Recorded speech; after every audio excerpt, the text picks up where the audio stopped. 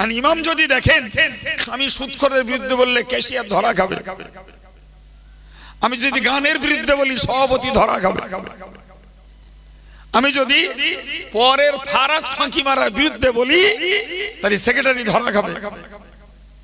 বাবা দরকার নেই, অন্য লাইনে আমি অজ করে নেই, ক্যাশিয়ার সভাপতি সবাই খুশি থাকলে আমার চাকরিটা ভালো থাকবে। তাহলে আমি নবী আদর্শের বিপরীত কাজ করছি, আমি ধর্ম প্রচার করছি না, আমার স্বার্থ রক্ষা করছি। আমি মঞ্চের বক্তা, জি অজ আমি করিনি, আমি করতে বসিনি, আমার করার যোগ্যতা নাই। অজ করে রেখেছেন আল্লাহ। অজ কে করে রেখেছেন? অজ করে রেখেছেন রাসূলুল্লাহ। সুবহানাল্লাহ বলে। কোরআন আর হাদিস আল্লাহর রাসূলের অজে ভরা। তাহলে একজন আদর্শ দায়িত্বশীল আলেমের ডিউটি হলো তুমি আল্লাহর অজগুলো সমকালীন লোকেদেরকে বলো, রাসূলের অজগুলো সমকালীন উম্মতদের কাছে বলে দাও। কথা মাথায় ঢুকছে কি? জি। আর আমি দেখতে পাচ্ছি যে আল্লাহ রাসূল জাতির হিদায়াতের জন্য যে অজ করে রেখেছেন, অজ করতে গেলে আমার বিপদ। আমি অজ করতে বসেছি, আমি সমাজের মানুষের অন্যায় অপারেশন করব না, সমাজের মানুষের দোষ ত্রুটিকে তুলে ধরে হেদায়েতের বাণী শোনাবো না, সমাজের মানুষকে আমি পাপ আচরণ থেকে ফেরাবার মতো জ্ঞান দেবো না। জানি আমি সমাজের অন্যায়ের বিরুদ্ধে যেই বলবো সুদখোররা খেপে যাবে, মদখোররা খেপে যাবে, গান ভক্তরা খেপে যাবে, বেপরদার নারীরা আমার মতন হুজুরিরা নেবে না। জি ভাই, যারা তাসখোর, জুয়াখোর, লটারিখোর, জি এরা আমার ধারবার দেও পথ পাবে না, উপরন্ত আমার বিরুদ্ধে শত্রুতার সমালোচনা করবে। আর আমি বক্তা দেখতে পাচ্ছি বাবা দরকার নেই, আমার 20,000 কন্ট্যাক্ট, যদি এলোমেলি কিছু বলি, জি এর বিরুদ্ধে যদি বলি তাহলে আমার টাকাটাই দেবে না, কেউ দরকার নেই, এরা যা পারে বলুক গে যা পারে করুক গে। আমি একটা জীবনী, একটা কাহিনী টেনে টুনে টাইম পাস করতে পারলেই 20,000। কথা বলছেন না কেন ভাই? আল্লাহর কাছে ছাড় হবে, এটা নবীর আদর্শের কাজ হচ্ছে। সম্মানিত ভাইরা আমার, ভালো করে মনে রাখুন, তাহলে আমি মসজিদের ইমাম হই না কেন, সেখানেও আমার নবীর আদর্শ মানার দরকার আছে। তুমি মঞ্চের বক্তা, আমি মঞ্চের বক্তা, আমার শ্রোতারা আমায় দাওয়াত দেবে কি দেবে না, আমায় গালি দেবে না, সমালোচনা করবে না, ফুলের মালা দেবে, কিংবা আমার শ্রোতারা আমার টাকা কম দেবে না বেশি দেবে, ওসব পরোয়া করে যদি তুমি ধর্ম প্রচার করো, দুনিয়া তোমার চলে যাবে, পেট পুজো চলবে, পকেট পুজো চলবে, যা চুক্তি করবে সব তুমি পেয়ে যাবে, আরো তুমি জিন্দাবাদ কুড়িয়ে নেবে। কিন্তু মনে রাখতে হবে, আমাকে আপনাকে সবাইকে আল্লাহর বিচারের এজলাসের আসামি তো হওয়াই লাগবে। সেদিন উপায় কি? সেদিন উপায় কি? সুতরাং আমি বক্তা, আমার জন্য নবীর কাছে আদর্শ রয়েছে।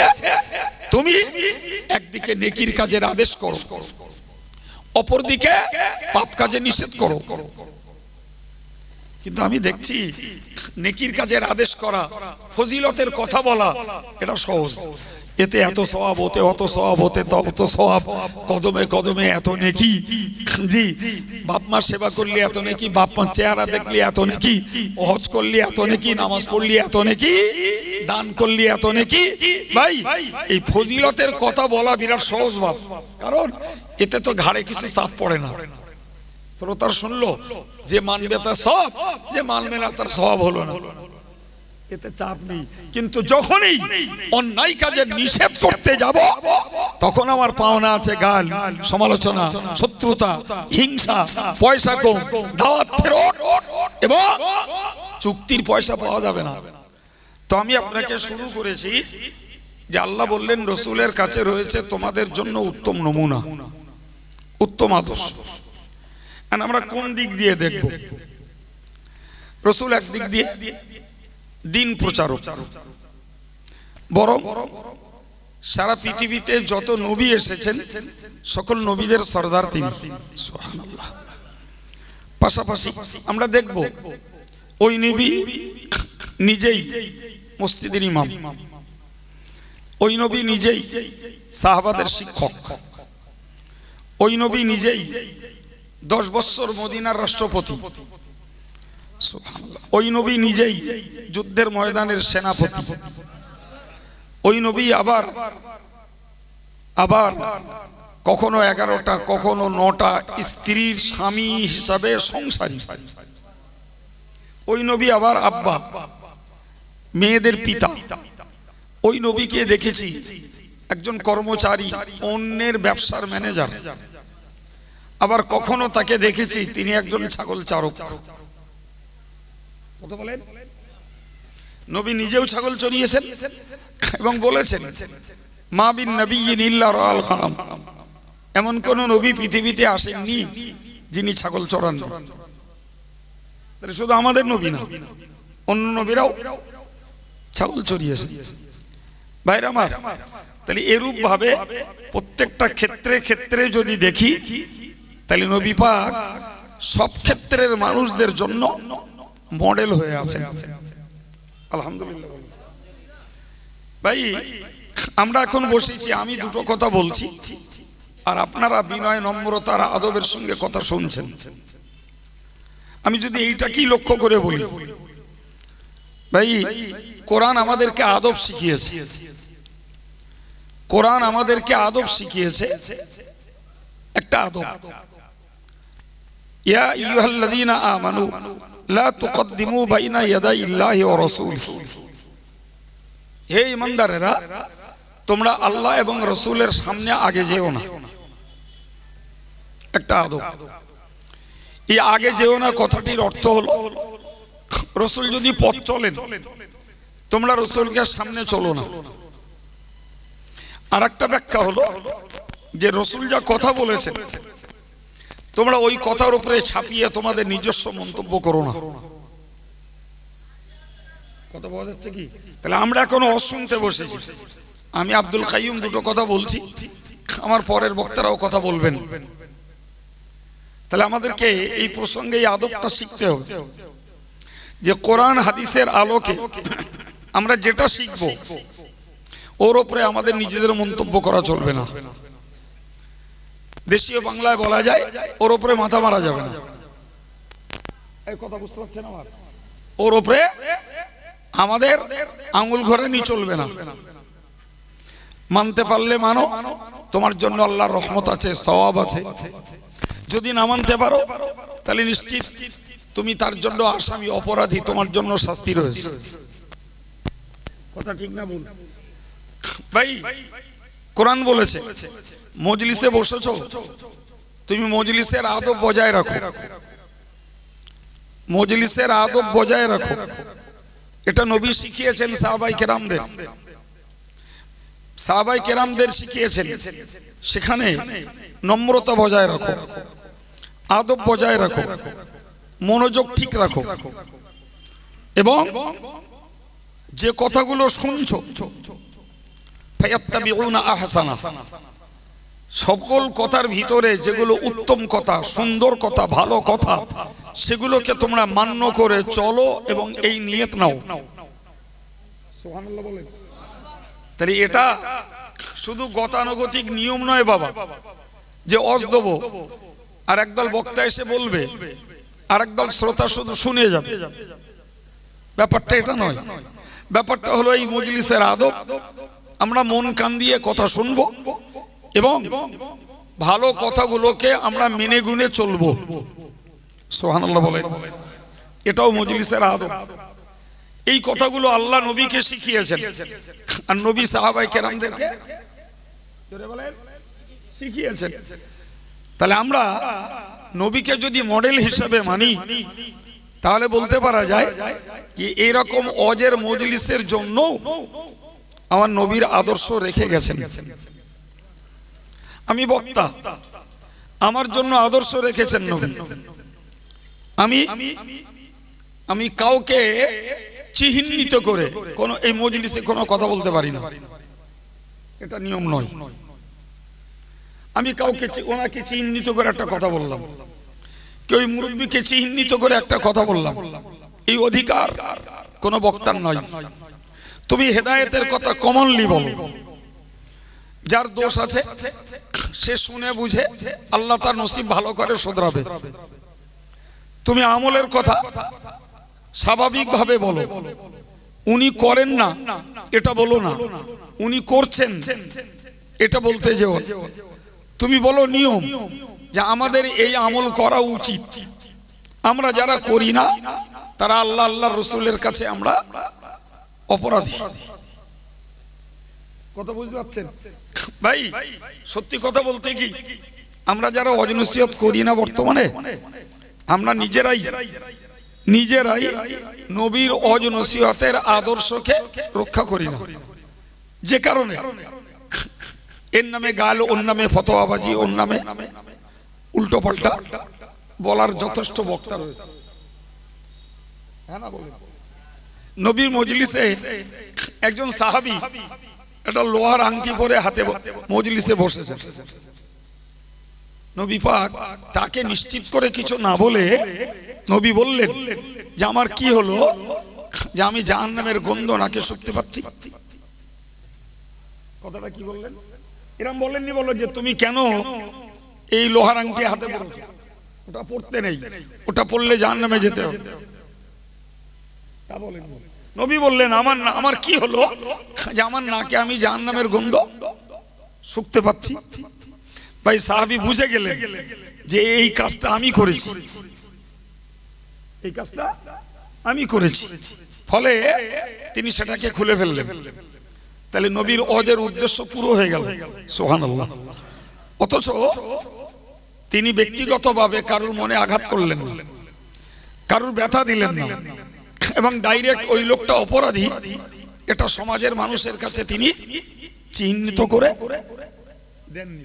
তাহলে একজন বক্তারও কিছু আদর্শ সিস্টেম মেনে চলার দরকার আছে, আর একজন শ্রোতারও কিছু আদর্শ সিস্টেম মেনে চলার দরকার আছে। না কি বলছেন? হ্যাঁ, এও তো আমাদেরকে নবী শিখিয়েছেন।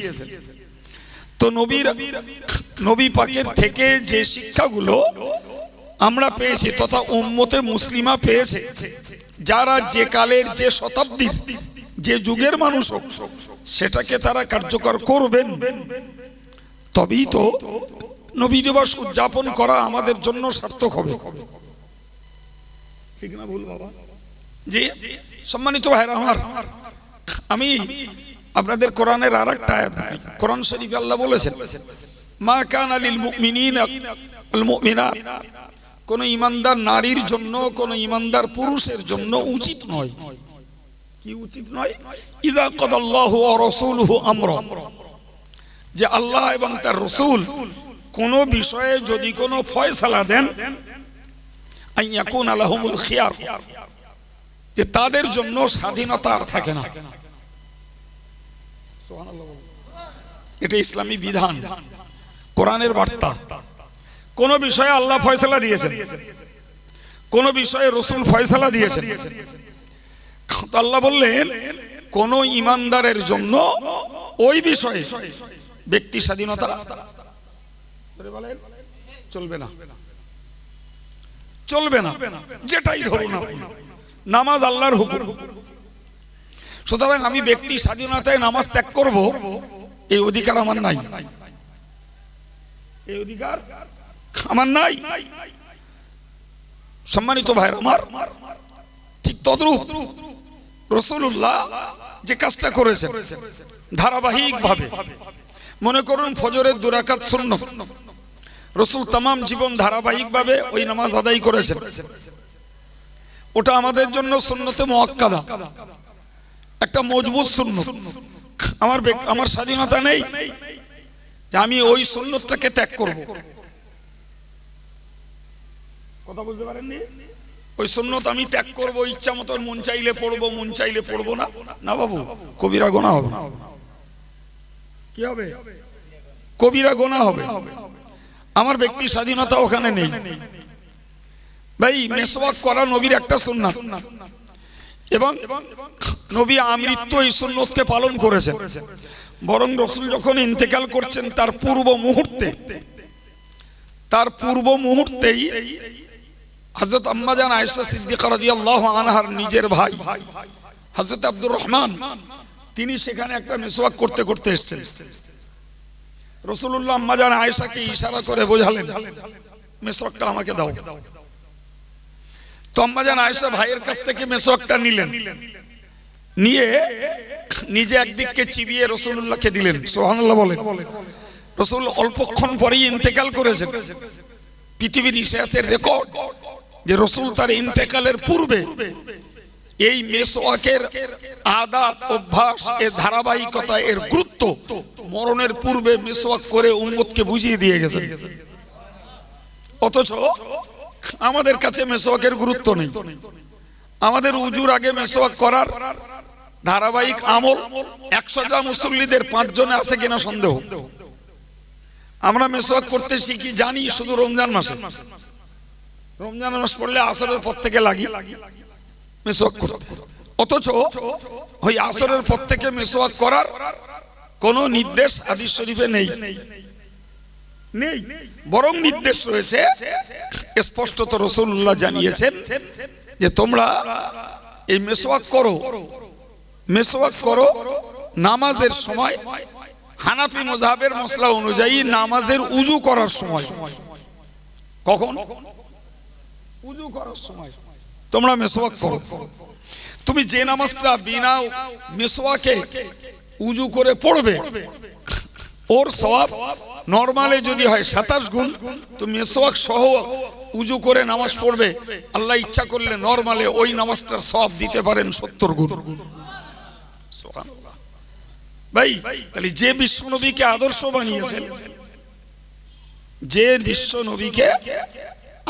বানিয়েছেন, তাহলে এই আদর্শগুলো আমরা নিজেদের ইচ্ছা মতন পরিবর্তন করতে পারি না, নিজেদের ইচ্ছা মতন বাদ দিতে পারি না, নিজেদের ইচ্ছা মতো আমল থেকে সেগুলোকে আমরা মাইনাস করে দিতে পারি। প্রিয় ভাই আমার, আমি আপনাকে উদাহরণস্বরূপ বলতে চাইলাম যে রাসূলুল্লাহ বলেছেন, লাউলা আন আশুক্কা আলা উম্মতি লা আমারতুহুম বিসওয়াক ইনদা কুল্লি সালাত। হুজুর বলেছেন, যদি আমার উম্মতের জন্য আমি কঠিন কষ্টকর না মনে করতাম, তাহলে প্রত্যেকটা নামাজের সময় মিসওয়াক করা বাধ্যতামূলক করে দিতাম। অন্য বর্ণনা এসেছে ইনদা কুল্লি উযু, প্রত্যেকটা উযুর সময় মিসওয়াক করা বাধ্যতামূলক করে দিতাম। ভাই, যদি বাধ্যতামূলক করে দিতেন তাহলে সেটা আমাদের জন্য আমলে বজায় রাখা কঠিন হতো। বাধ্যতামূলক মানে অজেব, বাধ্যতামূলক মানে কি বলেছি, আর অজেব ত্যাগ করলে গভীরা গুনাহ হয়। তবে মিসওয়াক যে সুন্নতে মুআক্কাদা, একটা মজবুত সুন্নাত, এতে সন্দেহ নাই। সুতরাং যারা ধারাবাহিকভাবে আমল করেন এদের মাঝে মধ্যে ছেড়ে গেলে গুনাহ হবে না, কিন্তু যারা মোটি আমল করেন না নিশ্চিত গুনাহ হবে। কথা বুঝে আসছে? এখন আপনি যদি বলেন হুজুর অভ্যাস নেই, কি হুজুর মনে ছিল না, ভাই নবীর আদর্শের কাছে আমাদের স্বাধীনতার স্বেচ্ছাচারিতা চলতে পারে? পারে কি? এই বিষয় আমরা বুঝি না। আমরা শুধু বুঝি কাহিনী শোনা, আমরা বুঝি শুধু জীবনী শুনবো, আমরা শুনবো নবীর নূরের কাহিনী, নবীর শিশুকালের ঘটনা শুনবো, নবীর কৈশোরকালের ঘটনা, কৈশোরকালের ঘটনা আমরা শুনবো, নবীর মুজিজা। ভাই, ওগুলো শুনলে বড় জোর ভক্তি বাড়ে, কিন্তু কি করতে হবে ওতে কিচ্ছু নাই। আছে? বুঝে বলুন, আন্দাজে হ্যাঁ না বলবেন না। আমি নবী পাকের মায়ের গর্ভের কাহিনী শুনলাম, তাতে আমাদের কি করার আছে? কথা বলেন, কথা বলেন। আমি চেল্লাবেল্লা করবো না, আমি সুর শট টান দিয়ে টাইম পাস করছি না। মূল্যবান সময় আর মূল্যবান মাথা নিয়ে বসেছেন, মাথায় ঢোকান। নবী পাকের মায়ের গর্ভে থাকার কাহিনী অনেক আছে, খানিকক্ষণ শুনিয়ে দিলাম। আমাদের কি করার আছে বলেন, ভেবে বলেন, কি করবেন?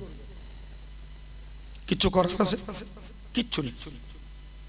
ওটা শুধু কানে শুনলাম যে নবী পাকের জন্য আল্লাহর দেওয়া বৈশিষ্ট্য কিছু জ্ঞান হল, কিন্তু কোন আমল করতে হবে। নবী পাক শিশুকালে তিনি হালিমার ঘরে দুধ পান করেছেন, শুনলে বুঝলে জ্ঞান হবে। আমল কি করবেন? আছে কিছু? কিচ্ছু নাই, কিচ্ছু নাই ভাই। নবী পাক তার জীবনে যৌবনকালে তিনি ব্যবসা করেছেন, অন্যের ম্যানেজারি করেছেন, সেখানে সাধুতা, স্বচ্ছতা, আমানতদারি রক্ষা করেছেন। এটা জ্ঞান আছে। এর থেকে আমাদের শিক্ষা নিতে হবে। আমরা বিশ্বস্ততার সঙ্গে অন্যের কাজের দায়ভার নিতে পারি।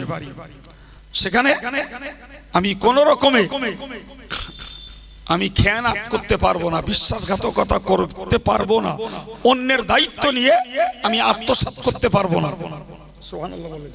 ওটা শিক্ষা নেওয়ার আছে। কিন্তু নবী পাক তার জীবনে যে মুজিজাগুলো দেখিয়েছেন, মুজিজা তো নবী দেখায় না বাপ। আল্লাহ কোরআনে বলেছেন ইন্নামাল আয়াতু ইনদাল্লাহ, যত রকমের অলৌকিক নিদর্শন সব আল্লাহর কাছে। সুবহানাল্লাহ। নবীদের মুজিজা আর পীর ওলিদের কারামত সব আল্লাহর কাছে। কোন পীর নিজে নিজে কারামতি দেখায় না, কোন নবী নিজের ইচ্ছা মতো মুজিজা দেখাতে পারে না। মুজিজা দেখানো আর কারামতি প্রকাশ করা আল্লাহ যার দ্বারা ইচ্ছা তার দ্বারাই করেন। একটু জোরে বলেন। এখন ধরে নেন নবী পাক জমিনে দাঁড়িয়ে আকাশের চাঁদ দ্বিখণ্ড করেছে। আমি খুব বানিয়ে সুন্দর করে এই কথা ঘটনাটা বলতে 15 মিনিট সময় নিলাম, আপনি মজা করে শুনলেন। আর ওই রকম মৌলানা সাহেব বলে দম ফেললি একবার ঝেঁকে সুবহানাল্লাহ বলে দিলেন, তা কি করবেন? কাল থেকে আপনারা আকাশের তারা একটা করে পারবেন? এই কথা বলে না, বলেন বলেন। তাহলে ও থেকে আমাদের আমল করার কিছু জ্ঞানবান নেই। নবী অল্প পানিতে আঙুল ডুবিয়ে দিয়েছেন, বক বক করে পানি উঠেছে। 1400 সাহাবী খেয়েছেন, পাত্র ভরে নিয়েছেন, উজু করে নিয়েছেন। নবী বললেন আর পানির প্রয়োজন আছে? সাহাবারা বললেন জি না।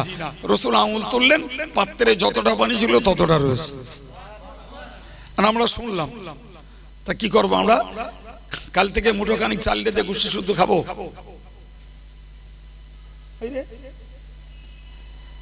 মুঠোখানি চাল দেন হাঁড়িতে, আর দে ওতে একটু থুতু দেন,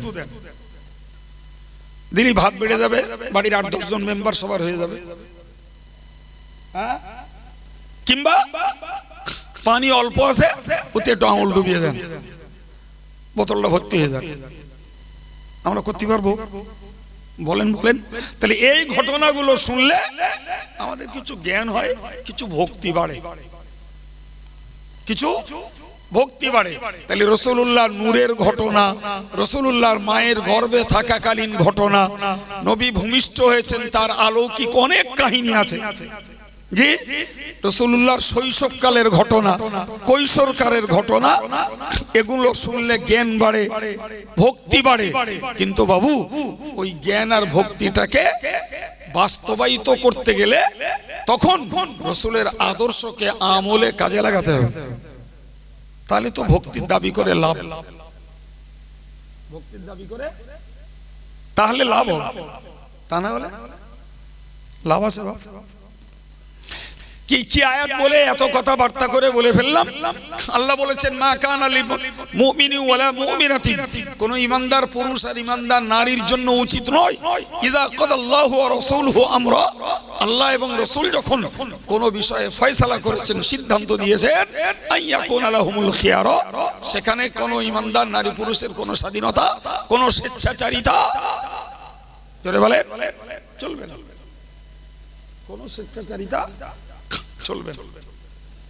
তাহলে আমরা এই মৌলিক যে থিওরি, কোরআনের যে মৌলিক নিয়ম শিখলাম, যে যখনই আল্লাহর কথা কানে পড়বে আর যখনই রাসূলের কথা কানে পড়বে, অকপটে আল্লাহ এবং রাসূলের কথা আমাদেরকে ঘাড় নত করে মেনে নেওয়া লাগবে। না কি বলছেন? জি, এখন যদি মনে করি যে আমার স্বার্থে আসলে মানবো, নাইলে মানবো না, আমার পক্ষে এলি মানবো, নাইলে মানবো না, বাবু ওটা তো ইমানদারের কাজ না, ওটা ইমানদারের কাজ। ইমানদারের কাজ হলো আতিউল্লাহ ওয়া আতিউর রাসূল, তোমরা আল্লাহর হুকুমকে মানো, রাসূলের হুকুমকে মানো। তাতে তোমার কষ্ট হবে, তাতে তোমার সময় নষ্ট হবে না, তাতে তোমার অর্থ খরচ হবে না, তাতে তোমার স্বার্থে কোনো আঘাত লাগবে, ওসব ভেবে আল্লাহ আল্লাহ রাসূলের পুরো অনুসারী হওয়া যাবে না, যাবে না, যাবে না। আল্লাহ আল্লাহ রাসূলের পূর্ণ অনুসারী হতে গেলে আমার স্বার্থে ঘা লাগুক, সময় নষ্ট হোক, অর্থ ক্ষতি হোক, সেটাকে আমার কাজে করে দেখাতে হবে। বাবা নাকি বলছেন?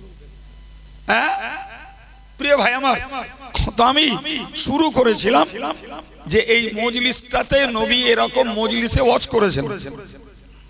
তাহলে একজন বক্তা হিসাবে আমার বক্তৃতার বিষয় থাকবে, আমি কাউকে ইন্ডিকেট করে চিহ্নিত করে বলতে পারবো না কোনো কথা। শ্রোতাদের আদব রক্ষা করতে হবে যে আমি কোরআন শুনতে বসেছি, হাদিস শুনতে বসেছি, আমি সেখানে চঞ্চল হব, অস্থির হব, অমনোযোগী হব, ভাই এটাও আদবের খেলাফ, ওটাও চলবে না। এবার মজলিসে যেটা আলোচনা হবে, আমি বলেছি ভালো কথাগুলোকে আমাদের মেনে চলতে হবে, ভালো কথাগুলো কি মেনে চলা লাগবে। কখনোই আল্লাহ এবং রাসূলের কথার উপরে আমরা আমাদের মাথা ঘোরাঘুরি করতে পারবো না, সম্ভব। সম্মানিত ভাইরা আমার, মনে রাখার দরকার, কোরআন শরীফে আল্লাহ বলেছেন লা তারফাউ আসওয়াতাকুম ফাওকা সাওতিন নবী, হে ঈমানদার, নবী পাকের গলার আওয়াজের উপরে তোমাদের আওয়াজটা চড়িও না। নবী পাকের গলার আওয়াজের উপরে তোমার আওয়াজ চড়িও। তো নবী যতদিন সাহাবায়ে কেরামদের সামনে হায়াতে ছিলেন, জি, কোন সাহাবী এই আয়াত নাজিল হওয়ার পরে নবীর গলার আওয়াজের উপরে চেঁচিয়ে কথা বলতেন না। হযরত ওমর রাদিয়াল্লাহু আনহু এর আগে তিনি চেঁচিয়ে কথা বলতেন, কিন্তু নবী ডাইরেক্ট নিষেধ করেননি, ডাইরেক্ট নিষেধ করেননি। কিন্তু আয়াত যখন নাজিল হলো, হযরত ওমর নবীর নিষেধ করা লাগেনি, নিজে নিজেই বুঝে গেলেন যে আমার এই চড়া কথাটা রাসূলের সামনে বলা ঠিক হচ্ছে না, ফলে তিনি গলার আওয়াজ নিচু করে ফেললেন, এত এত আস্তে কথা বলা ধরলেন।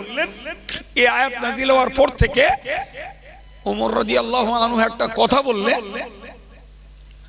রাসূলুল্লাহ একবার, দুবার, তিনবার পর্যন্ত জিজ্ঞাসা করতেন ওমর কি বললে, ওমর কি বললে, ওমর কি বললে, আরেকবার বলো, জোরে বলুন সুবহানাল্লাহ, আরেকটু জোরে বলুন। তাহলে যে ওমরের প্রকৃতিগত স্বভাব জোরে কথা বলা, কিন্তু কোরআন যেই নাজিল হলো ওমর একদম ভলিউম কমিয়ে দিলেন, রাসূলকে খুঁচড়িয়ে জিজ্ঞেস করতে হতো ওমর কি বললে বল। সম্মানিত ভাইরা আমার, আমি কথা বলি আর মাওলানা শাহিদুজ্জামান কথা বলুক, যে এই ব্যাপারটা ব্যক্তি ব্যক্তি নির্বাচন করার আগে ভাবতে হবে ব্যাপারটা কোরআনের, ব্যাপারটা হাদিসের, না ফতোয়াটা কোন ফিকহের কিতাবের। যদি বুঝি আব্দুল কাইয়ুম সাহেব, মাওলানা শাহিদুজ্জামান সাহেব তারা নিজের কথা বলছে না, কোরআনের কথা বলছে, হাদিসের কথা বলছে, ইসলামী ফিকহের তথা ফতোয়ার কথা বলছে, ভাই ওখানে গলার আওয়াজ তোলা যাবে না, ও কপটে মেনে নিতে হবে। তোমার স্বার্থের বিরুদ্ধে যাবে বলে তুমি গলাবাজারি করবে, স্বার্থের বিরুদ্ধে যাবে বলে তুমি হুজুরের খাড়ায় ফেলে ধুয়ে দেবে, তোমার স্বার্থের বিরুদ্ধে যাবে বলে হুজুরের নামে এক ঝুড়ি কলঙ্কের ডালি চাপিয়ে দেবে, এটা কখনো ইমানদারের স্বভাব হওয়া কি উচিত নয়, না বরং বিপজ্জনক, বরং কি বিপজ্জনক, এতে পাপ রয়েছে। যে আদব আল্লাহ তার নবীর জন্য উম্মতকে শিখিয়েছেন, ওই আদব হাক্কানি আলেম আর শরীয়তের কোরআন এবং হাদিস আর ফতোয়া ফারাজের কাছে সমস্ত উম্মতদের পালন করা দরকার। কিন্তু আমাদের বদভ্যাস, আমরা স্বার্থে আসলি হুজুর বলি, জিন্দাবাদ দেই, স্বার্থের বিরুদ্ধে বলি হুজুর তো বলি না, আরো হুজুরের পার ধোয়া করি। এটা আমার অভ্যাস। এগুলো ছাড়তে হবে বাবা, এগুলো চলে না, এগুলো চলে না ইসলামের কাছে। তো আমি আপনাকে কি বলতেছিলাম যে আল্লাহ পাক বললেন তোমাদের জন্য তোমাদের নবীর কাছে রয়েছে উত্তম আদর্শ। আমি সাজিয়ে গুছিয়ে না হলেও কথাগুলো স্পষ্ট বলছি বিভিন্ন বিষয়ের উপরে। জি সম্মানিত ভাইরা আমার, আমাকে কথাগুলো মনে রাখতে হবে ভাই। আমি বলেছি নবী নবী দিন প্রচার করেছেন। কি করেছেন? আল্লাহ নির্দেশ দিয়েছেন নবীকে, বাল্লিগ মা উনজিলা ইলাইকা মির রাব্বিক। ও নবী, তোমার কাছে তোমার রবের পক্ষ থেকে যা কিছু নাজিল হয়েছে ওগুলো তুমি মানুষের কাছে পৌঁছে দাও। এটা কি? দিন প্রচার, ধর্মের বাণী প্রচার। ভাই তাহলে ওই ধর্মের বাণী প্রচার করতে যে নবী পাক যে আদর্শ আমল করেছেন, ওই আদর্শ আজকের যুগে ধর্ম প্রচারক যারা, তাদের জন্য পালনীয় না। কি বলছেন? ব্যাপারটা খুলে বললি সহজে মাথায় ঢুকবে। কিরকম?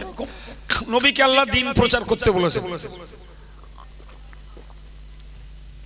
নবী একদিকে কালেমার দাওয়াত দিয়েছে, নবীর ডিউটি, আর একদিকে শিরকের বিরুদ্ধে বলেছেন। একদিকে বলেছেন কুলু লা ইলাহা ইল্লাল্লাহ, তোমরা বলো আল্লাহ ছাড়া কোনো উপাস্য নেই। আর একদিকে বলেছেন লা তুশরিক বিল্লাহ, আল্লাহর সঙ্গে কাউকে পার্টনার বানিও না। আল্লাহর কোনো পার্টনার নেই। লাম ইয়ালিদ ওয়া লাম ইউলাদ, তিনি কারো জন্ম দেননি, কারো থেকে জন্ম নেননি। ওয়া লাম ইয়াকুল লাহু কুফুয়ান আহাদ, তার তুল্য তার সৃষ্টির ভিতরে কেউ নেই। সুবহানাল্লাহ হবে না? আর একটু জোরে। ভাই আমি বুঝতে পারছি যে এরকম গল্পের রচনা অভ্যাস কম, একটু সুরসার একটু টান টন হলি ভাল লাগে। জি আপনারা জ্ঞানী মানুষ, আমি যা বলছি আপনাদের বোঝার জন্য যথেষ্ট। কি বলেছি? তাহলে নবী দিন প্রচার করতে যে একদিকে কলেমার বাণী শুনিয়েছেন, তোমরা বলো আল্লাহ ছাড়া উপাস্য কেউ নেই। আবার পাশেই বলেছেন লা তুশরিক বিল্লাহ ওয়া ইন কুতিলতা ওয়া হুররিকতা আও হুররিকতা। নবী বললেন আল্লাহর সঙ্গে কাউকে শরীক করো না, শরীক আল্লাহর সঙ্গে কাউকে পার্টনার বানিও না। বিনিময়ে যদি তোমাকে হত্যা করা হয় অথবা তোমাকে আগুনে পুড়িয়ে দেওয়া হয়, কিংবা হত্যাও করা হলো পুড়িয়েও দেওয়া হলো, হবে, তারপরেও তুমি আল্লাহর সঙ্গে শরীক করো না। গেল ভাই। তাহলে যে নবী একদিকে ঈমানের দাওয়াত দিয়েছেন, অপর দিকে শিরক থেকে বাঁচানোর বার্তাও দিয়েছেন, বাঁচার বার্তাও দিয়েছেন। আবার ওই নবী মানুষের কাছে ছড়িয়ে দিয়েছেন কোরআনের বার্তা, কোরআনের বিধান ছড়িয়ে দিয়েছেন, আল্লাহর হুকুম ছড়িয়ে দিয়েছেন, লা তাকুলুর রিবা, তোমরা সুদ খেও না, তোমরা সুদ খেও না। আবার এটাও ছড়িয়ে দিয়েছেন লা তাকরাবুজ জিনা, তোমরা ব্যভিচারের ধারেও যেও না। আবার এটাও ছড়িয়ে দিয়েছেন লা তাকতুলুন নাফসাল্লাতী হারামাল্লাহু ইল্লা বিল হক, তোমরা অন্যায়ভাবে কোনো প্রাণীকে মেরো না, তোমরা মানব হত্যা করো না, অন্যায়ভাবে কোনো প্রাণীকে তোমরা নিধনযজ্ঞ চালিও না। ভাই আবার আবার ওই কোরআনের বার্তা নবী শুনিয়ে দিয়েছেন, মনে রাখো মদ, জুয়া, দরগার নামে মান্নত, তাসপাশা, লটারি, রিজসুম মিন আমালিশ শাইতান, এগুলো নাপাক আর শয়তানের কাজ। নাপাক আর জোরে বলে শয়তানের কাজ ফাস্তানিবু, এগুলোকে পরিহার করো, এগুলোকে ত্যাগ করো, এগুলোকে বর্জন করো। ভাই আপনি শুধু এইটুকু ভাবুন, যে সাম্রাজ্যটা, যে দেশটা, যে সময়টা গোটা মক্কা নগরীতে চলতো শিরক, চলতো সুদ, চলতো মদ, চলতো নারী নির্যাতন, চলতো কন্যাদের হত্যা, সেখানে চলতো অন্যায়ভাবে যুদ্ধ, তাদের মাঝে এই কথাগুলো নবী ব্যক্ত করলেন। আল্লাহ তো নবীকে বললেন যা নাজিল করেছি সব বলে দাও। তাহলে আল্লাহর নাজিল করা কোরআনের বার্তাগুলোকে তাদের কাছে পৌঁছাতে যেয়ে নবীকে এ কথাগুলো বলতে হয়েছে। এখন বলেন ওই জমানার যারা মুশরিক, যারা মানে সবাই প্রাথমিক অবস্থায়, তা নবী শিরক করতে মানা করছেন, তারা নবীর উপরে খুশি থাকবে? তাদেরই বলেন সুদখোর রয়েছে, যারা চক্রবৃদ্ধি সুদ খেত, সুদের সুদ খেত, নবী সুদের বিরুদ্ধে বার্তা দিলেন, তারা নবীর উপরে খুশি থাকবে? ভাই যে যুগের লোকেরা ব্যভিচারে মত্ত ছিল, তার বিরুদ্ধে কোরআনী বার্তা নবী শুনিয়ে দিলেন, তারা খুশি থাকবে? যে যারা কন্যাগুলোকে হত্যা করত, নবী তাদের বিরুদ্ধে বার্তা দিলেন এবং এও বললেন কিয়ামতের দিনে তোমাদের জীবন্ত পুঁতে ফেলা বাচ্চাগুলোকে তোলা হবে, জিজ্ঞাসা করা হবে ওয়া ইদাল মাউউদাতু সুইলা বিআইয়ি যামবিন কুতিলাত, এই বাচ্চারা তোমরা বলো কোন অপরাধে তোমাদের বাপেরা তোমাদেরকে হত্যা করেছিল? তারা তো এক কথায় বলবে আমাদের কোনো অপরাধ ছিল না। আরে বাবা, নবজাতক শিশু, 2 দিন 4 দিন 1 মাস 1.5 মাস 7 মাস বয়স, এদের অপরাধটা কি? বলেন বলেন। তাহলে এদেরকে যে বাপেরা হত্যা করেছে তারা বিনা অপরাধী হত্যা করেছে, ফলে 100% অপরাধ তার বাপের। নবী এর বিরুদ্ধে গর্জে উঠেছেন যে নারী সমাজ তারা উলঙ্গিনী, যে নারী সমাজ তারা তাদের পর্দা পুশিদা রক্ষা করে চলতো না, নবী তাদের ব্যাপারে বললেন যে তোমরা ঘরের মধ্যে অবস্থান করো, তোমরা নগ্ন সাজে সজ্জিতা হয়ে আত্মপ্রকাশ করো না। তাহলে যারা মদে আসক্ত, যারা জুয়ায় আসক্ত, যারা দরগার নামে দেব দেবীর নামে হাজত মান্নত করত, যারা লটারি কাটতো, ভাই আজকের যুগে এই অপরাধগুলোর মানুষ আছে না নাই? একটু তাড়াতাড়ি বলবেন, আছে না? এখন আমি বক্তা, ইনি মসজিদের ইমাম, আমিও মসজিদের ইমাম, আরেকজন খানকার পীর সাহেব, যে আরেকজন জামাতের আমির সাহেব। এই ইমাম, বক্তা, আমির, পীর এরা সব ধর্ম প্রচারের লোক, ঠিক কি না?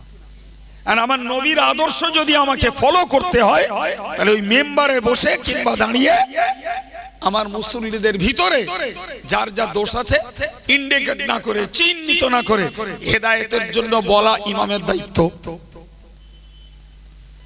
আর ইমাম যদি দেখেন আমি সুদখোরের বিরুদ্ধে বললে ক্যাশিয়ার ধরা খাবে, আমি যদি গানের বিরুদ্ধে বলি সভাপতি ধরা খাবে, আমি যদি পরের ফারাজ ফাঁকি মারার বিরুদ্ধে বলি তাহলে সেক্রেটারি ধরা খাবে, বাবা দরকার নেই, অন্য লাইনে আমি অজ করে নেই, ক্যাশিয়ার সভাপতি সবাই খুশি থাকলে আমার চাকরিটা ভালো থাকবে।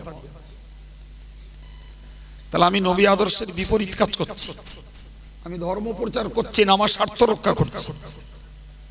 আমি মঞ্চের বক্তা, জি অজ আমি করিনি, আমি করতে বসিনি, আমার করার যোগ্যতা নাই, অজ করে রেখেছেন আল্লাহ।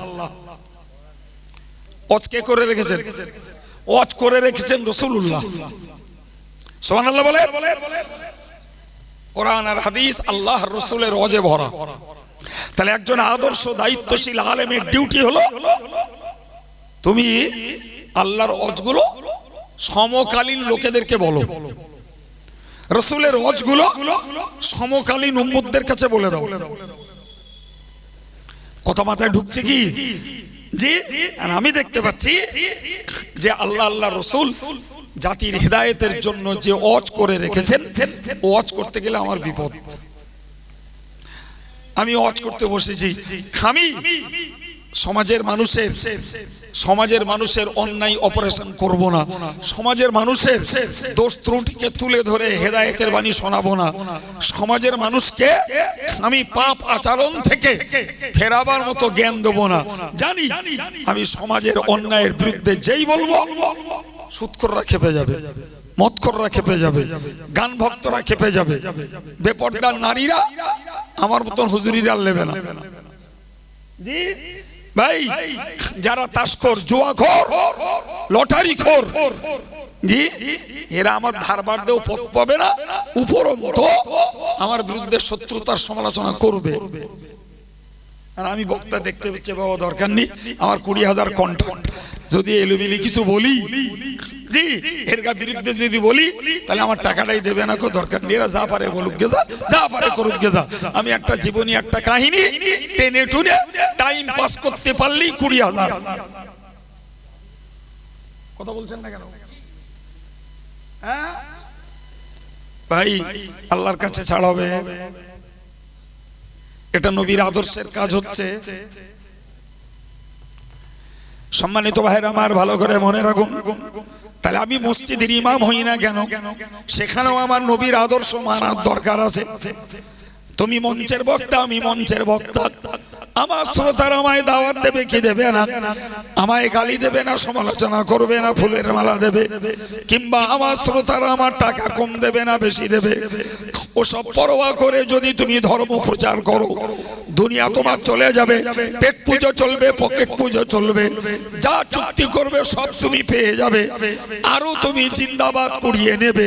কিন্তু মনে রাখতে হবে, আমাকে আপনাকে সবাইকে আল্লাহর বিচারের এজলাসের আসামি তো হওয়াই লাগবে। সেদিন উপায় কি? সেদিন উপায় কি? সুতরাং আমি বক্তা, আমার জন্য নবীর কাছে আদর্শ রয়েছে। তুমি একদিকে নেকির কাজের আদেশ করো, অপরদিকে পাপ কাজে নিষেধ করো। কিন্তু আমি দেখছি নেকির কাজের আদেশ করা, ফজিলতের কথা বলা, এটা সহজ, এতে এত সওয়াব, ওতে অত সওয়াব, ওতে তত সওয়াব, কদমে কদমে এত নেকি। জি, বাপ মা সেবা করলে এত নেকি, বাপ মা চেহারা দেখলে এত নেকি, হজ করলে এত নেকি, নামাজ পড়লে এত নেকি, দান করলে এত নেকি। ভাই, এই ফজিলতের কথা বলা বিরাট সহজ বাপ, কারণ এতে তো ঘাড়ে কিছু চাপ পড়ে না। শ্রোতার শুনলো, যে মানবে তার সওয়াব, যে মানবে না তার সওয়াব হলো না, এতে চাপ নেই। কিন্তু যখনই অন্যায় কাজের নিষেধ করতে যাব, তখন আমার পাওনা আছে গাল, সমালোচনা, শত্রুতা, হিংসা, পয়সা কম, দাওয়াত ফেরত, এবং চুক্তির পয়সা পাওয়া যাবে না। অতএব ও পাঠশালায় যাওয়া যাবে না।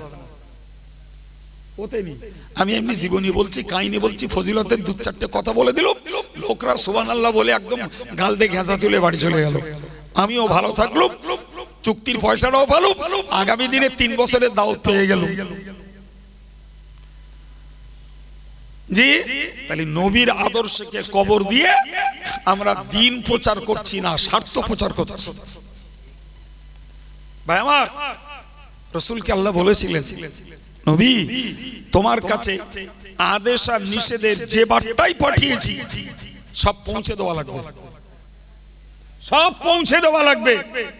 কোনটাতেই তুমি কৃপণতা করতে পারবে না, কোনটাতেই তুমি তঞ্চুকতা করতে পারবে না।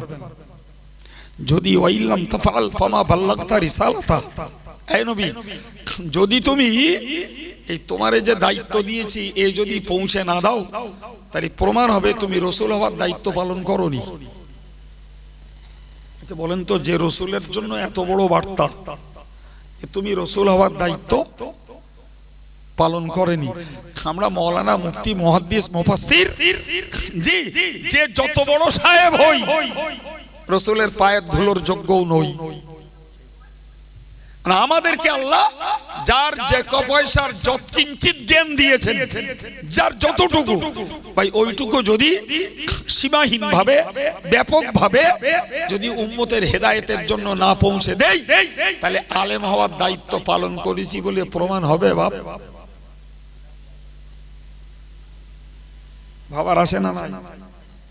কিন্তু আমরা এমন কিছু বক্তা হুজুর ইমাম মৌলানা আমির সাহেব রয়েছি, আমরাও পেট পকেটার দল বাঁচাচ্ছি, আর সাধারণ কিছু মুসল্লি শ্রোতা আছে এরাও দেখছে এরম দুটো হুজুরও দরকার। কেননা আমি তো জটিল, আমি তো স্বচ্ছ নই, আমি সুদও খাই মদও খাই, আবার সামনের কাতারে গিয়ে আল্লাহু আকবার গালিও দেই জিকির করি। সুতরাং আমার তো এরম হুজুর দরকার যে ফাঁকিও মারে, বোনের হক নষ্ট করে, চিট ফান্ডের ব্যবসাও করে, আবার কপালে দাগও করে। ওরম খেড়ির জন্য তো এরম হুজুর দরকার, যে হুজুর খিচুড়ি করবে আমিও খিচুড়ি, ওইরকম হুজুর আমার দরকার। কথা বলে। সুতরাং খিচুড়ি হুজুরও আছে, খিচুড়ি শ্রোতাও আছে। জি ভাই, আজকের সত্যি কথা বলতে কি আমরা কোরআন হাদিসের ওয়াজ করি, আমাদের দাম কুড়াবার সময় নেই, সম্মান কুড়িয়ে সময় নেই, খাওয়ার সময় নেই। বিপিএল বক্তা পয়সা দাদায় নিয়ে চলে যায়, আর যারা শিল্পী গজল গাইছে মেয়ে আর মরদ এক জায়গায় করে দিচ্ছে, ওদের মূল্য 15,000 20,000। কি বলছেন? আমি ওই জন্যই বলেছি ওরকম একদল বক্তাও আছে, ওরকম একদল শ্রোতাও। জি আমি যে ওয়াজ করছি ওয়াজ রেডারে ধরবে না কো। আর এখন যদি এখানে একটা শিল্পী তুলে দেওয়া হয়, পাড়ার মেয়ে ছেলে সব চলে আসবে সামনে, আসবে না। আর যারা দিনদার আল্লাহওয়ালা বুজুর্গ লোক, এরাও চাচামুলো মানের দায় উঠে যেতে পারতেছ না। আর যুবকগুলো এসে হাজির হয়ে গেল, ওর মনের সঙ্গে মিলছে, গানের বদলে গজলটা শোনা যাচ্ছে, দুধের সাথ ঘোলে মিটতেছে, ওই ভালো। এই কথা বলছেন না কেন? তো গজল শুনে লোক হেদায়েত হবে, গজল শুনলে সব হয়। হ্যাঁ, গজল শুনে লোক জাহান্নাম থেকে বাঁচার পথ খোঁজে না, গজল শুনে লোক নেক আমলে আগ্রহী হয়, অথচ ওইটার চাহিদা বেশি। পীর সাহেব যদি মনে করে যে আমার ভক্ত আর আমি তোমার পীর, তুমি আমার ভক্ত, ভাই হাতে যদি পয়সা থাকে তাহলে সালাম হবে সামনাসামনি, আর পয়সা যদি হাতে না থাকে হাতে দিকে মুখেই দিকে। কথা বলছেন না কেন? অতএব আমার যখন পয়সার প্রয়োজন, আমার মুরিদরা কেউ যদি নামাজ না পড়ে, আমার মুরিদরা কেউ যদি ফাঁকিবাজি করে, কেউ যদি সুদ খায়, কেউ যদি মদ খায়, কেউ যদি শরিয়ত বিরোধী কাজ করে, ওরে যদি আমি হেদায়েত করতে যেয়ে পালিশ করি, ও আর আমার ভক্ত থাকবে না। হবে না ভাই। বহুত দিন আগের কথা, একটা কথা মনে পড়েছে, এখান থেকে কম বেশি 20-22 বছর আগের কথা। একটা বিরাট বড় দামি হুজুর, বিরাট বড় দামি হুজুর। এখন সেই হুজুরির দাওয়াত আর আমার দাওয়াত। আমি গেছি, ওই ভোটের রেজাল্ট হয়েছে তার পরদিন। তা আমি গেলে আমার লোক শোনাচ্ছে, বলছে হুজুর আমার আজকে যে লোকের বাড়ি হুজুরির বসার জায়গা, খাওয়ার জায়গা, সেই লোক ভোটে জিতেছে। আর জিতে ওই রকম আবির মেখেছে আর ঢোল নিয়ে নেচেছে। আমার 20-22 বছর আগে, মানে কি তখন তেজ আর একটু বেশি ছিল। তো আমি জলসায় উঠে খুব সুন্দর করে কোরআন হাদিসের দলিল দিয়ে, ওটা হারাম, ওতে ঈমান নষ্ট হয়ে যায়, এদের বউ তালাক হয়ে যায়, জাপটা বলা বলিস বলে নেমেছি। আমার ধরেছে কৈফিয়ত দিতে হবে, তুমি এসব উল্টো পাল্টা ফতোয়া কেন দিলে? আমি বলি ভাই তোরা এক কাজ কর, আমার আর এক জায়গায় দাওয়াত রয়েছে, তোরা আমার এই গাড়ি রেখে দে আর আমার সঙ্গের এই ছেলেটা রাখ, তোর গাড়িটা গাড়ি দিয়ে আমার সবাই নিয়ে চল, আমি সভাটা করে তারপর আসতেছি। তখন সে সভা ভেঙে গে ওদের, শুনতে পাচ্ছেন আমার কথা? সভা ভেঙে গেছে। তো শেষ পর্যন্ত সবাই মিলে সিদ্ধান্ত নিলে যে হুজুর যা বলেছে ঠিক বলেছে, তোমরা যাও হুজুরি নিয়ে যাও, কে হুজুর হজ করে আসো, হুজুরি ছাত্রটার গাড়িটা এখান থাক। আমার সে ছাত্রটা ভয় চলে, কিচ্ছু ভয় করার দরকার নেই, তুই এখানে বস, তোর খাট দেবে না, খেয়ে বস থাক, তারপর আমি এসতেছি। তা আমি হজ করে ফিরে গেছি, তখন প্রায় ভোর 4টে, আর ওদিকে জলসাও শেষ হয়ে গেছে। আর হুজুর বসে, অনেক ভক্ত মুরিদ সব বসে টসে আছে, কথাবার্তা হচ্ছে, আর সবাই মিলে আমার ধরে নিয়ে গেছে ওখানে হুজুর আর চলে। এদিকে দেখতে পাচ্ছি হুজুরের গাড়িতে ভেটকি, বাগদা, মুরগি, মানকচু গাড়িতে লোড হচ্ছে। আমি ওই বারান্দায় উঠেই হুজুর সালাম দেনিছি, আগে সালাম দিল, হুজুর আপনার এই ভক্ত দেখছি যথেষ্ট ভক্ত, মাশাআল্লাহ, আপনার গাড়িতে বাগদা, ভেটকি, মানকচু, মুরগি সব দিয়ে দিচ্ছে, তাই এই ভক্ত কালকে ভোটে জিতে আবির মেখেছে, দাড়িতে, মাথায় টুপি মাথায়, আর ঢোল তবলা নিয়ে এসেছে, ইমানটা আছে কিনা একটু বলেন। আমি তো হজ করে গেছি আগে, হুজুর কি বলে দেখি।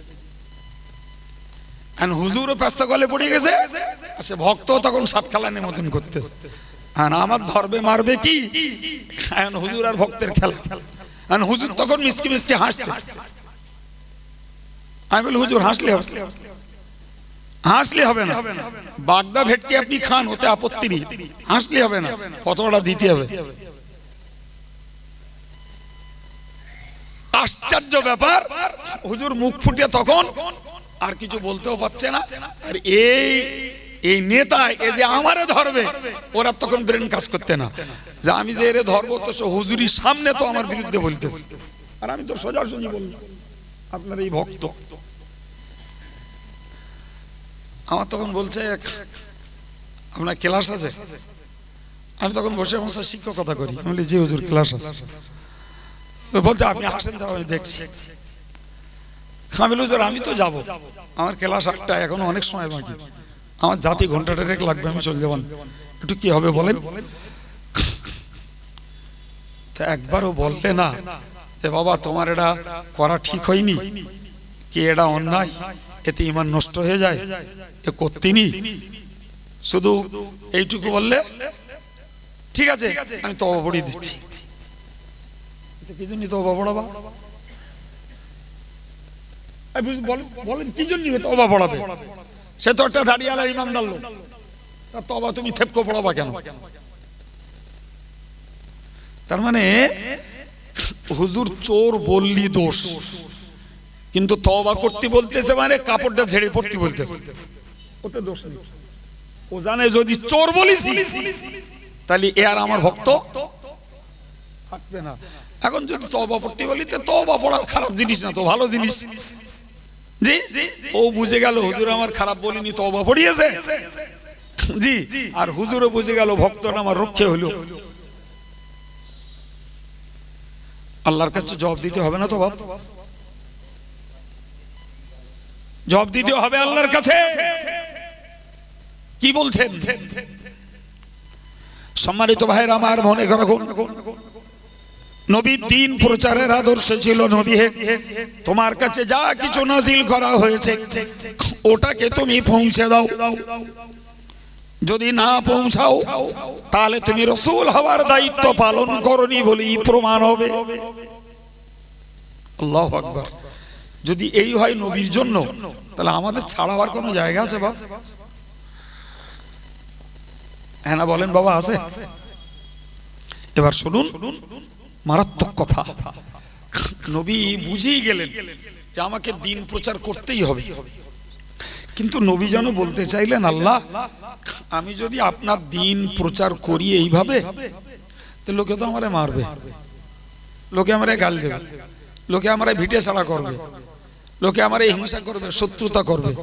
যেন নবী মুখে না বললেও মনের ভিতরে এটা ভাবতে লাগলেন। আল্লাহু আকবার। আমার আল্লাহ কোরআন নাজিল করে বললেন, নবী হে, তুমি তোমার কাজ পালন করো, ডিউটি পালন করো। মনে রাখো, আল্লাহু ইয়াসিমুকা মিনান নাস। ও নবী, দিন প্রচারের বিনিময়ে, হক প্রচারের বিনিময়ে, হেদায়েতের বাণী প্রচারের বিনিময়ে নবী গো, তোমার প্রতি যত শত্রুতা আসবে, যত হিংসা আসবে, যত সমালোচনা আসবে, যত ঠাট্টা বিদ্রূপ আর রহস্য তোমার বিরুদ্ধে আসবে, আমি আল্লাহ জানিয়ে দিলাম, সমস্ত মানুষের সমস্ত ক্ষয়ক্ষতির চূড়ান্ত ব্যবস্থা থেকে আমি আল্লাহ তোমাকে রক্ষা করব। আল্লাহু আকবার। বাবা, আল্লাহ নবীকে রক্ষা করেনি? আশ্চর্য ব্যাপার। যারা কোরআন বলছে ইদিয়াম কুরুবিকাল্লাযীনা কাফারু, জি লিউসবিতুক, ওগো নবী, ওরা চক্রান্ত করছিল তোমাকে বন্দী করবে। আও ইয়াকতুলুক, ওরা চক্রান্ত করছিল তোমাকে হত্যা করবে। আও ইউখরিজুক, ওরা চক্রান্ত করছিল তোমাকে দেশ ছেড়ে বার করে দেবে। এসব কার কথা বাপ? আল্লাহর কথা কোরআনে উল্লেখ করা হয়েছে। আমার আল্লাহ কি সুন্দর করে বলে দিলেন, ওয়ায়ামকুরুনা ওয়ায়ামকুরুল্লাহ। ওরা চক্রান্ত করে আর আমি আল্লাহ ওদের চক্রান্তকে ভেস্তে দেই। একটু মহব্বত করে বলেন, আর একটু জোরে বলেন। তাহলে নবীর এই আদর্শ যদি আজকের যুগে আলেম, হাফেজ, ইমাম, মৌলানা, মুফতি, মুহাদ্দিস, মুফাসসির, পীর সাহেব, আমির সাহেব, এরা যদি শরীয়তের সঠিক কথা, হক কথা, হেদায়েতের সঠিক বার্তা মানুষের কাছে যদি পৌঁছাতো, একদিকে রসুলের আদর্শ পালন করা হতো, আর একদিকে আল্লাহর কাছে জবাবদিহি করা যেত, আর মৃত্যুক সমালোচক শত্রুদের হাত থেকে আল্লাহই রক্ষা করতেন। কিন্তু সত্যিকারের কথা ভাই, আমাদের এই আল্লাহর প্রতি ভরসা কমে গেছে, আল্লাহর প্রতি আমাদের আস্থা কমে গেছে। আল্লাহর প্রতি ভরসার তুলনায় আমাদের পেট পকেট আর রোজগারের প্রতি আমাদের বেশি আস্থা চলে এসেছে। যদি আমার দাওয়াত নাই, যদি আমার পয়সা কম দেয়, জি যদি এরা আজকে দাওয়াত করেছে যদি আমার ফেরত দিয়ে দেয়, এই যে মনের দুর্বলতা, এই দুর্বলতার কারণেই প্রচুর প্রচুর বক্তা, প্রচুর আলেম, প্রচুর ইমাম, প্রচুর পীর সাহেব, প্রচুর আমির সাহেব, তারা হক কথা সমাজের কাছে বলতে পারে না। কি বলে বলিলাম মনে নেই আপনাদের? জীবনী বলে, কাহিনী বলে, জি তারপরে ফজিলতের হাদিসগুলো বলে। বলছিলাম না, এতে এত নেকি, ওতে অত নেকি, ওতে তাতে নেকি। তা সে তুই নেকি নে বাবা, যে ভাড়ে রাখতেছিস তার তলা সাদা, সেটা দেখ। কথা বলে নেকি কদমে কদমে আছে, এটা সত্য, কিন্তু নেকিটা হচ্ছে কিনা ওটা দেখ বাবা। তুমি নেকি করতে যাচ্ছ নামাজ পড়ে জমাত ধরে, কিন্তু তুমি নেকি করতে যাচ্ছ বুনির ফারাস ফাঁকি মেরে, তোমার ভাঁড় সাদা তো। কথা বলছেন না কেন? তুমি তাকবীরে উলা পড়ছো আল্লাহু আকবার, কিন্তু তুমি সুদের কাপড় পরে সুদের মাল খেয়ে যাচ্ছ, তা তোমার ভাঁড়ের তলা ছিদ্র। তুমি আগে এইটা ছাড়ো, তারপরে নেকিটা করো। হাদিসের ঘোষিত ফজিলত তোমার নসিবে জুটবে ইনশাআল্লাহ। জি মাশাআল্লাহ। আমাদের আজকের প্রধান বক্তা ফুরফুরা শরীফের হুজুর, তিনি এসে পৌঁছে গেছেন, আলহামদুলিল্লাহ বলেন। আর একটু জোরে বলেন আলহামদুলিল্লাহ। নারায়ে তাকবীর, নারায়ে তাকবীর। আওলাদে মুজাদ্দিদে জামান, সিলসিলায়ে মুজাদ্দিদে জামান, অল ইন্ডিয়া সুন্নাতুল জামাত শ্রোতা বিন্দু, হিজলা পশ্চিমপাড়া মসজিদের বাৎসরিক ইসালে সওয়াব বিশ্ব নবীর স্মরণ সভা, বসিরহাট আল্লামা হুজুরের স্মৃতি রক্ষার মজলিস, নারায়ে তাকবীর। প্রাণ খুলে একটু দরুদ শরীফ আল্লাহুম্মা।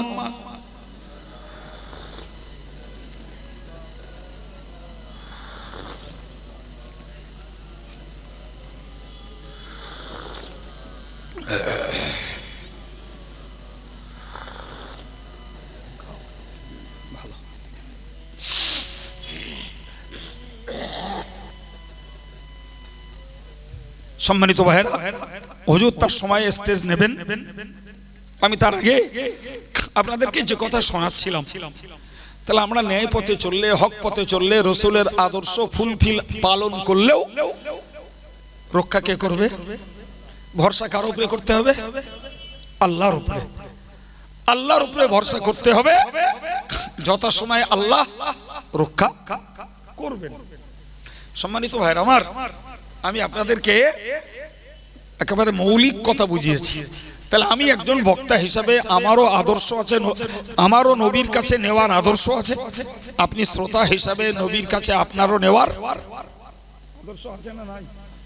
জি ভাই, হাদিস শরীফে এসেছে, মনে রাখো, মনে রাখুন, হাদিস শরীফে এসেছে, ইন্না খায়রা আমালিকুম, বান্দা তোমরা জীবনে যত আমল করো, এর মধ্যে হযরত আলী বলেছেন শ্রেষ্ঠ আমল হলো আল আমরু বিল মারুফ ওয়া নাহয়ু আনিল মুনকার। তোমার জীবনের সেরা আমল, শ্রেষ্ঠ আমল, তুমি সৎ কাজের আদেশ করো, অসৎ কাজের নিষেধ করো। কে শিখিয়েছেন? হাদিস আমাদেরকে শিখিয়েছে। আল্লাহর কোরআন বলেছে, কুনতুম খায়রা উম্মাতিন উখরিজাত লিন-নাস তা'মুরুনা বিল মা'রুফি ওয়া তানহাউনা আনিল মুনকার। তোমরাই হলে ভালো জাতি, ভালো দল, ভালো সম্প্রদায়, যারা মানুষের কল্যাণে বহিরাগত হয়েছো, মানুষের কল্যাণে তোমরা বেরিয়েছো, মানুষকে হেদায়েতের বাণী শোনানোর জন্য, কল্যাণের বাণী শোনানোর জন্য, মানুষকে জাহান্নাম থেকে বাঁচিয়ে জান্নাতমুখী করার জন্য তোমরা যারা ঘর ছেড়ে বাইরে বেরিয়েছো, আমি আল্লাহ পাক জানিয়ে দিলাম তোমাদের ডিউটি হলো তা'মুরুনা বিল মা'রুফ, তোমরা ন্যায় সত্য কাজের আদেশ করো, ওয়া তানহাউনা আনিল মুনকার, এবং অন্যায় অসৎ কাজের নিষেধ করো। তাহলে আমি বক্তা হিসেবে বাড়ি থেকে এসেছি, আমার ডিউটি আমি মানুষকে সৎ কাজের আদেশ করব। নামাজ পড়ো, রোজা রাখো, হজ করো, যাকাত দাও, জিকির করো, তাসবিহ পড়ো, ফিতরা দাও, সদকা দাও, কুরবানি দাও, বাপ মার সেবা করো, বড়কে শ্রদ্ধা করো, ছোটকে স্নেহ করো। এগুলো আমি শ্রোতাদেরকে বলবো, এটা কোরআন আমার দায়িত্ব দিয়েছে। আমার মিন্স আলেম সমাজ, মসজিদের ইমামদেরকে। ঠিক আর একটা তালিকায় আমি এই মুসল্লিদের জন্য, মুক্তাদিদের জন্য, শ্রোতাদের জন্য বলতে বাধ্য, শিরক করো না, সুদ খেও না, মিথ্যা কথা বলো না, জুয়া খেলিও না, মদ খেও না, তোমরা দরগার নামে হাজত মান্নত করো না, তোমরা লটারি কেটো না, তোমরা ব্যভিচার করো না, তোমরা পরের মাল আত্মসাৎ করো না, তোমরা গালিগালাজ করো না, হে নারীরা তোমরা বেপরদায় ঘুরো না, তোমরা পর পুরুষকে ফুসলিও না, তোমরা পরের সম্পত্তি জবরদখল করো না, তোমরা কোন স্বার্থে কোরআন হাদিসের বিরুদ্ধ পথ ধরো না।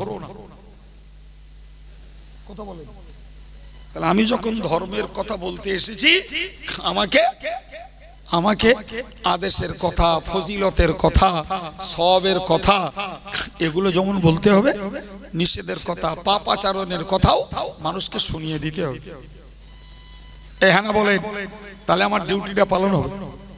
আল্লাহ নবীকে বলেছেন, নব্বি ইবাদি আন্নী আনাল গফুরুর রহিম। ওগো নবী, তুমি আমার বান্দাদেরকে বলে দাও, নব্বি ইবাদি আন্নী আনাল গফুরুর রহিম। ও আমার নবী, তুমি আমার বান্দা বান্দীদেরকে বলে দাও, আমি আল্লাহ ক্ষমাশীল, আমি আল্লাহ দয়াশীল। জোরে বলুন, আর একটু মন খুলে বলুন। কিন্তু তার পরের অংশেই বলেছেন, ওগো নবী তুমি এটাও বলে দাও, ওয়ান্না আযাবি হুয়াল আযাবুল আলীম, আমার আযাবটাও অত্যন্ত যন্ত্রণাদায়ক আযাব। একদম গায়ে গায়ে, একদম পাশাপাশি। যেখানে বলেছেন আমি আল্লাহ ক্ষমাশীল, দয়াশীল, সেখানেই বলেছেন আমি আল্লাহ কঠিন যন্ত্রণাদায়ক শাস্তি দাতা। তার মানে তুমি ক্ষমা দয়ার কথা শুনে একদম আনন্দে আত্মহারা হয়ে গর্বে ফেটে পড়ো না। আবার তুমি আযাব আর ভয়ের কথা শুনে হাতাগাতা ছেড়ে দিও না। তুমি একদিকে ক্ষমা আর দয়ার আশা রাখো, আর একদিকে আযাবের ভয়টাও রাখো। কথা বুঝতে পারছেন না বাবা? জি, এখন যদি ওয়াজ এরকম হয়, আমরা উম্মতে মুহাম্মাদী মানে একদিন হড়িয়ে গড়িয়ে ঠিক জান্নাতে চলে যাব, কিংবা বিশ্বনবীর উম্মত, আমরা কলেমা পড়ে নিয়েছি, জান্নাত আমাদের অনিবার্য। এখন ভাই সমাজের যে মানুষগুলো নেক আমল করে না, ভালো পথে চলে না, ওরা তো দোয়াতে বগল বাজাবে। কলেমা যখন পড়েছি আর উম্মতে মুহাম্মাদি যখন একদিন না একদিন ঠিক জান্নাতে যাচ্ছি, কথা বলেন। এটা কি? এটা ক্ষমা আর দয়ার আশা, ক্ষমা আর দয়ার আশা। ভাই আবার আমরা যারা আমল করি আমাদেরকে ভাবতে হবে আল্লাহ যদি দয়া করে মেহেরবানি করে আমাদের আমলগুলোকে নিজ ইচ্ছায় কবুল করেন তো কপাল ভালো। যদি আল্লাহ ভুল ধরে, পীর সাহেব, পীরজাদা, মৌলানা, মুফতি, হাফেজ সাহেব, হাজি সাহেব আর সাধারণ জনগণ, আল্লাহ যদি ভুল ধরে রেহাই কোন সাহেবের নেই। রেহাই আছে কারুর? একদম না, রেহাইয়ের কোন রাস্তা নেই। সুতরাং আমাদেরকেও আল্লাহর আযাবটার ভয় করাও লাগবে। এসব করছি বটে, আল্লাহ নিলে আমার রেহাই, না নিলে আমিও আল্লাহর কাছে ধরা খেতে পারি। আর যে লোকটা পাপ আচরণ করছো বাবা, তুমি হতাশ হয়েও না বাপ, নিরাশ হয়ে যেও না, হাতা গাতা ছেড়ে দিও না তুমি। আমার আল্লাহ বলেছেন লা তাকনাতু মির রাহমাতিল্লাহ ইন্নাল্লাহা ইয়াগফিরুয যুনুবা জামিআ। ওরে বান্দা, তোরা নিরাশ হয়ে যাস না, হতাশ হয়ে যাস না, তোরা আমার ক্ষমার আশা কর। খাঁটি দিলে তোরা যদি তওবা করে বিগত পাপগুলোকে ছাড়তে পারিস, তোর সমস্ত জীবনের গুনাহগুলিকে maaf করে দেব। আলহামদুলিল্লাহ। তাহলে উভয়ের জন্য আশা আর ভয় থাকতে হবে। নেককার যারা, এদের আযাবের ভয় থাকতে হবে। আর পাপাচার পাপকারী যারা, এদেরকেও ক্ষমার আশা রেখে তওবা করা লাগবে। এই কথা বোঝা গেছে বাবু? হ্যাঁ প্রিয় ভাই আমার, আমি কি বলতে যে কথা বললাম, যেখানে আদেশ করো সেখানে নিষেধ করো, যেখানে জান্নাতের কথা বলো সেখানে জাহান্নামের কথা বলো, যেখানে রহমতের কথা বলো সেখানে আল্লাহর গজবের কথা বলো, যেখানে ক্ষমার কথা বলো সেখানে আল্লাহ পাকের পাকড়াওয়ের কথা বলো। তবে ব্যালেন্স ঠিক থাকবে। ঠিক কেন বলেন? শুধু যদি সওয়াবের কথা বলি, মানুষ তো একদম আশায় বুক বেঁধে বসে থাকবে। আবার শুধু যদি পাপ আর আযাবের কথা বলা হয়, মানুষ ভয়ে হাতা গাতা ছেড়ে দেবে।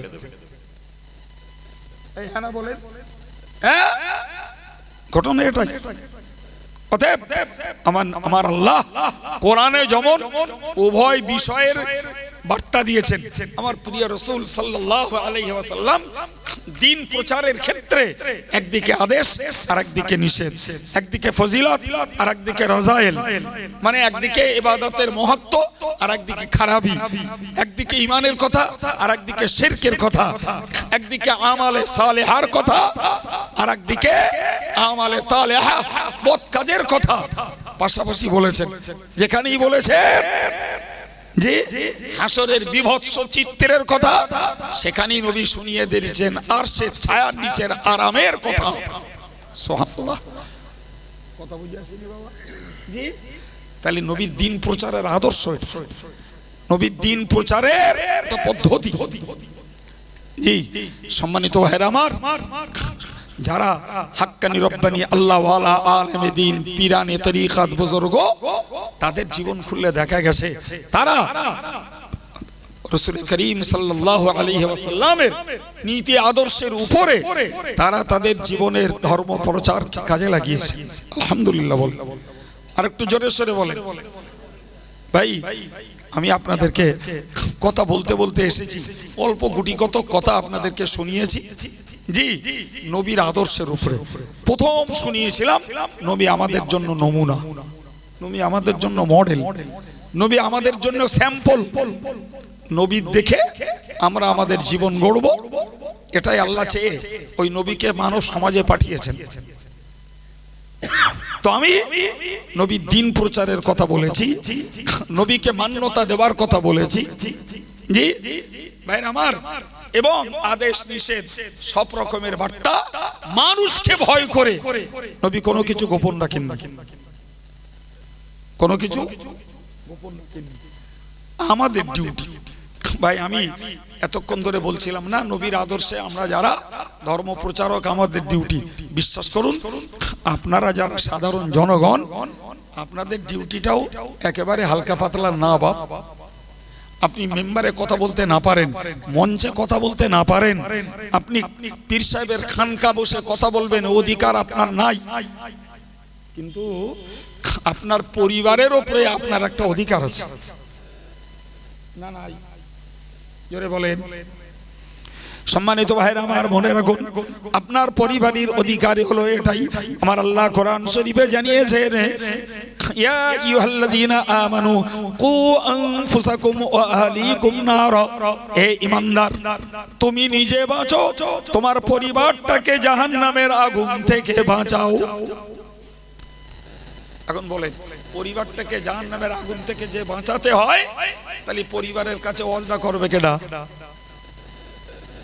ফুরফুরাসে হুজুর এসেছেন, উনি যাবেন না আমি যাব? না আপনাদের ইমাম মৌলানা সাইদুজ্জামান যাবে? যাবে।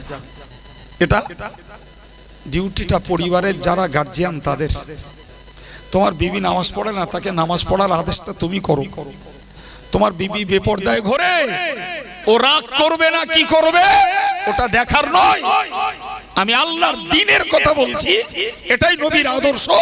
তোমাকে পর্দা করাই লাগবে। কি হলো, কথা বলছেন না?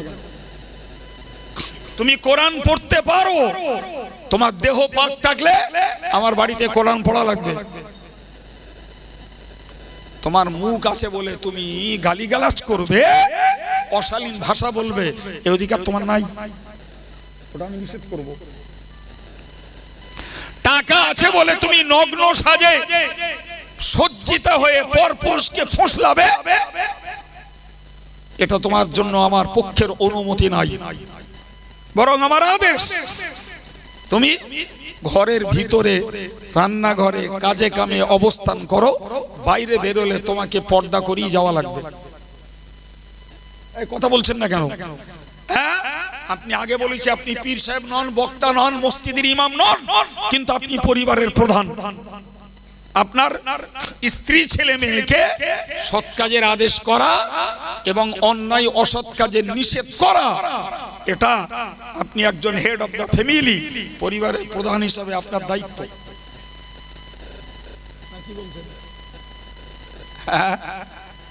কই বাবা, ও দায়িত্ব পালনে যে আমরা অক্ষম বিরাট।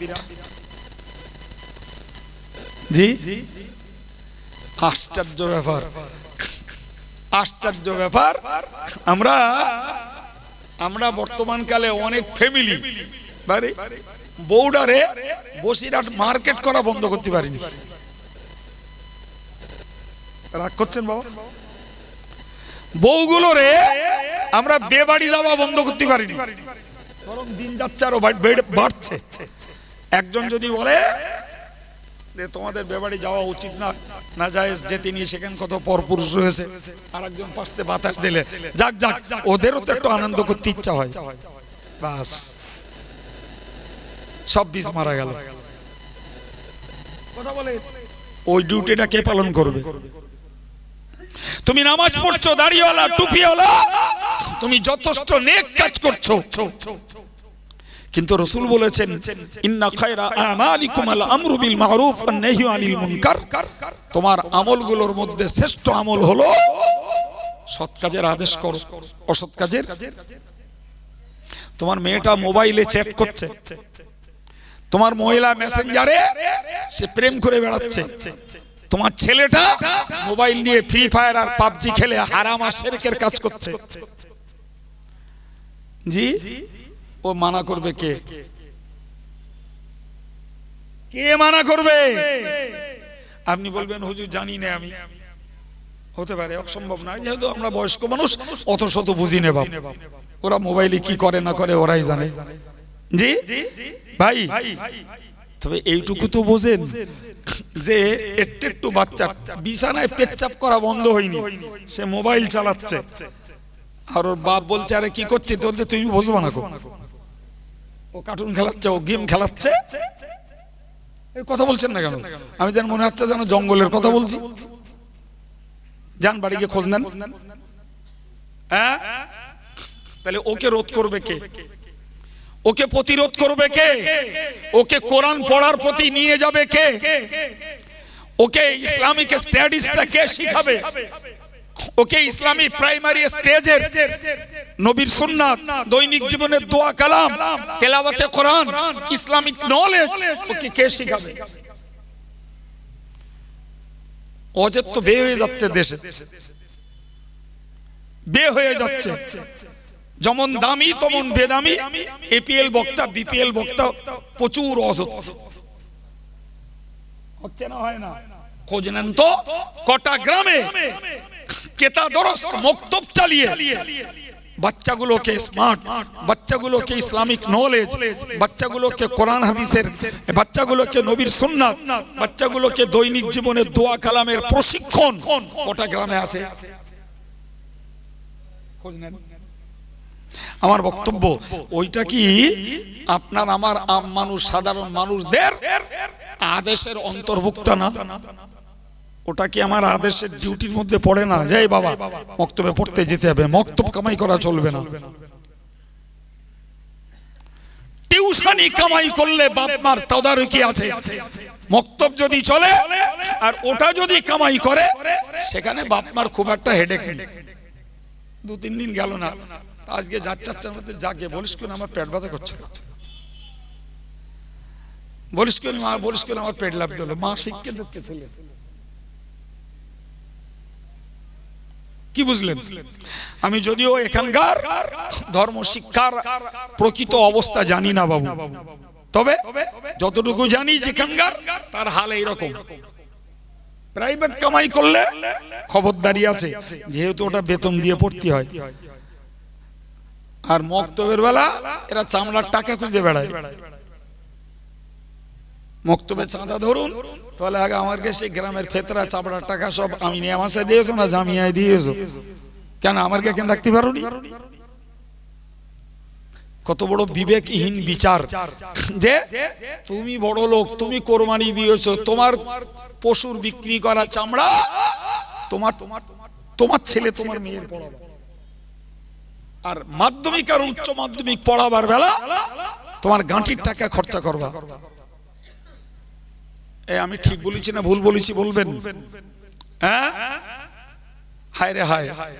ফলে দেখতে পাওয়া যাচ্ছে যে গ্রাম্য পরিবেশগুলোতে শিক্ষা ব্যবস্থার বিরাট অবনতি, বিশেষ করে ইসলামী শিক্ষা। অল ইন্ডিয়া সুন্নাতুল জামাতের মডেল মাদ্রাসায় আলহামদুলিল্লাহ যথেষ্ট উন্নত। এলাকায় কোথায় কোথায় আছে আমি জানি না, যে সমস্ত জায়গাগুলিতে ভাই বাচ্চারা কোরআন পড়ছে, ইসলামিক নলেজ শিখছে, দোয়া শিখছে, সুন্নাত শিখছে, তাহলে এই আদেশটা তাদের করতে হবে এবং তাদেরকে শরিয়ত বিরোধী বর্তমান আধুনিক সমাজের সমস্ত অন্যায় থেকে তাদেরকে রক্ষা করার চেষ্টা করতে হবে। তাহলে আমাদেরও ওই নবী আদর্শের ডিউটি পালন করা হলো। আমরা শরিয়তের আদেশও করলাম, নিষেধও করলাম। হুজুর আসছেন, মাইক ছাড়ছি, আপনাদেরকে পয়লা, দোসরা, তেসরা ফাল্গুন জামিয়া রিসালাত সাহেবের দাওয়াত দিচ্ছি। নারায়ে তাকবীর, সিলসিলায়ে মুজাদ্দিদে জামান, আওলাদে মুজাদ্দিদে জামান, নারায়ে তাকবীর, দুরূদ শরীফ, আল্লাহুম্মা